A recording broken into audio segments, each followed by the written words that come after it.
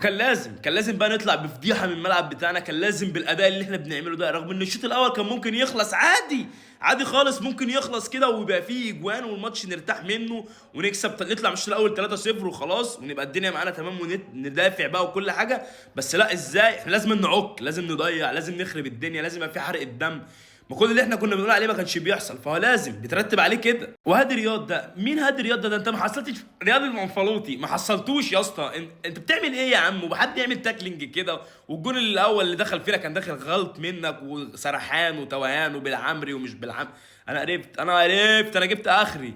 اقسم بآيات الله هيئة تربي، والله العظيم تربي او حنوتي، غير كده انت مالكش مكان تاني غير المكانين دول. من اول رمضان هو مش شايف، من اول رمضان مقضينا بقى خيمه رمضانيه، بعدها صوبيا تمر بقى، نتقل في الفطار شويه، نروح في السحور نروح دبنا في طاسه جملي ما عارف فين وفين، نخلص كل ده نروح داخلين على العيد بقى، بسكوت غريبه بدفور وتمام، في سكريات نزيد نبقى 3 اضعاف، نبقى عاملين زي الخراتيت مش عارفين نتحرك في الملعب وعادي. ده انا معشور، انا امام يلا. انكل زيزو حبيبي، الحاجه الوحيده اللي عملها من ساعه ما جه من الزمالك ان هو حط التيشيرت جوه الشورت، غير كده ما عملش.